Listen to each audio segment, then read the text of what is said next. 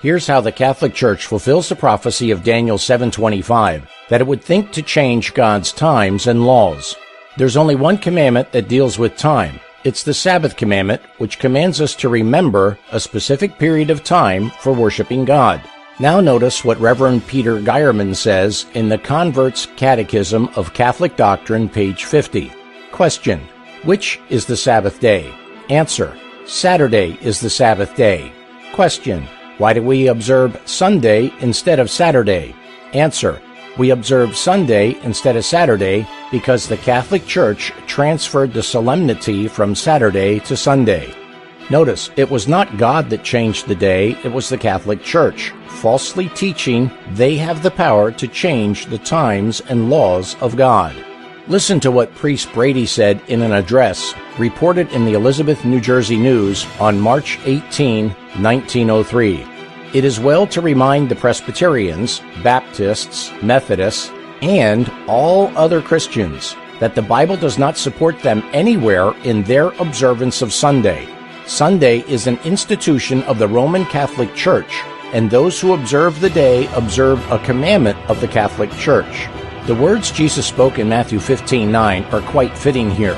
Jesus said, "But in vain they do worship me, teaching for doctrines the commandments of men." Albert Smith, Chancellor of the Archdiocese of Baltimore, replying for the Cardinal in a letter dated February 10, 1920, said, "If Protestants would follow the Bible, they would worship God on the Sabbath day. In keeping the Sunday, they are following a law of the Catholic Church." Here's a quote from Monsignor Louis Segor in Plain Talk About the Protestantism of Today, page 213. The observance of Sunday by the Protestants is homage they pay in spite of themselves to the authority of the Catholic Church.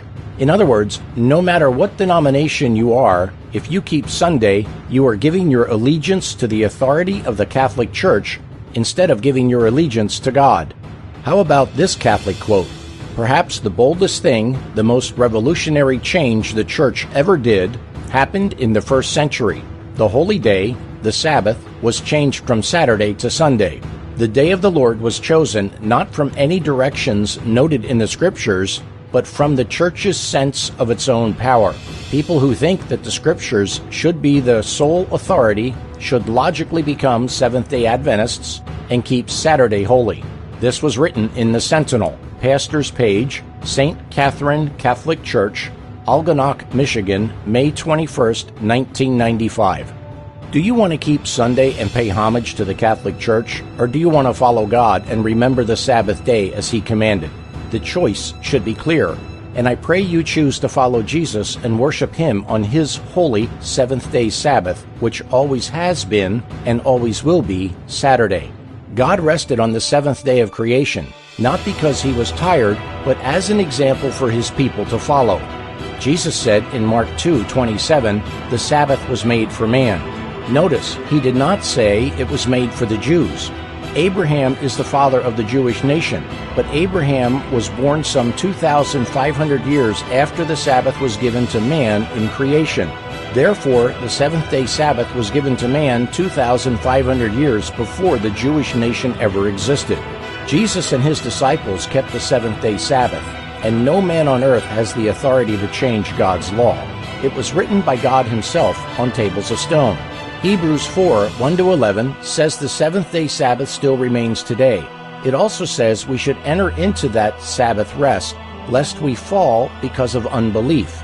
Read Hebrews 4:1-11 for yourself. In addition, Isaiah 66:22 and 23 says the Sabbath will be kept in heaven and on the earth made new, which is exactly what you would expect to see, because God never changed the day. In our next segment, you'll learn another astonishing way the Catholic Church has thought to change God's holy law.